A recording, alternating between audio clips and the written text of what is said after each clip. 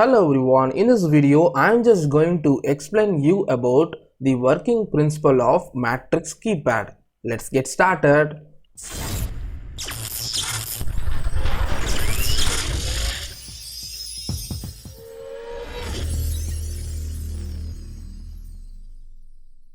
So most widely you can find these kinds of keypads in mobile phones, calculators and in computer keyboards.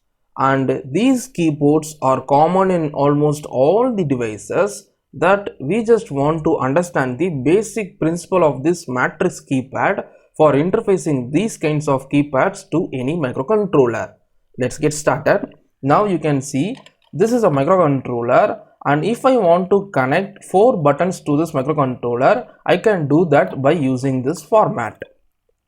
And if I want 4 more buttons, what I want to do is I just want to add 4 more like this. And if I want 4 more, I just want to add 4 more like this.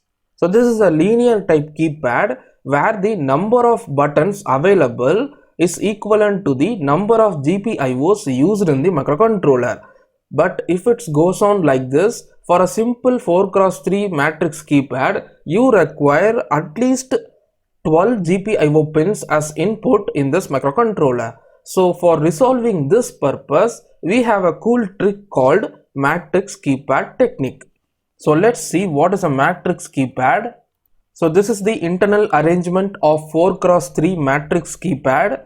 So here you can see all the buttons, one terminal, are commonly sorted. That is, these 3 buttons, one terminal is commonly sorted and it is given as row 1, that is R1, and the other end of these 4 buttons are commonly sorted and they are given here as column 1. And similarly, these terminals of these 4 buttons, that is the second column buttons, one terminal is commonly sorted and it is given as column 2, and the third column here is sorted to all these 4 buttons. And similarly, this row 2 is nothing but the one end of this button and this button, and row 3 is nothing but the one end of this button and this button. And similarly, the row 4 is nothing but the one of the end of these 3 buttons. So if you make the arrangement in this format, the number of GPIOs used in the microcontroller is minimized. You can see we require only 3 columns and 4 rows, that is 7 GPIOs in our microcontroller is enough for driving and using 12 buttons right over here. So the number of GPIOs is reduced. Like this, you can build any number of matrix format as per your wish, 4x4, 4x6, etc.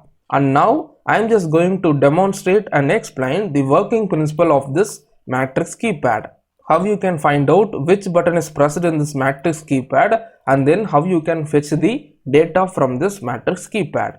So here you can see this is the basic 4x3 matrix keypad, and now initially I am just going to assign the columns as input and rows as output. So there are basically 2 methods employed in interfacing this matrix keypad. One is the column scanning technique and other one is the row scanning technique. I will be explaining you about the column scanning technique. The row scanning technique is nothing but the vice versa concept of this column scanning technique.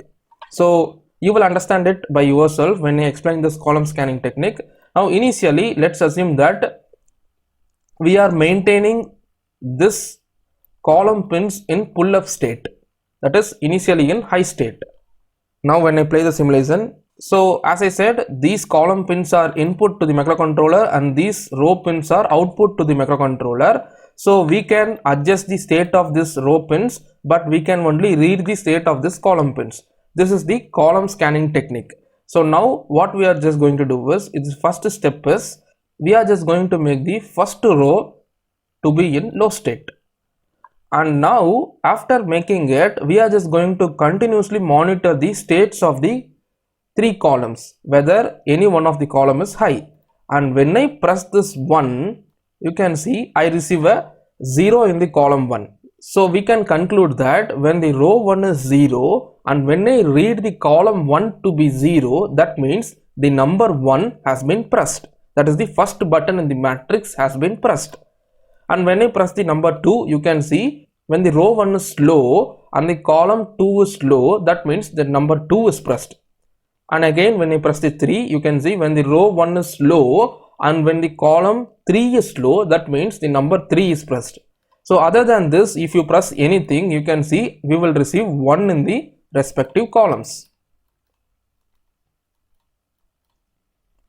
And after executing this, we are just going to make this pin high, and in the next step we are just going to make the row 1 to be high. Now you can see when I press 4, the column 1 will be low, and when I press 5, the column 2 will be low, and when I press 6, the column 3 will be low. And in the next step I am just going to make the row 3 to be low, and again if you see when I press 7, the column 1 will be low, and when I press 8, column 2 will be low, and when I press 9, the column 3 will be low.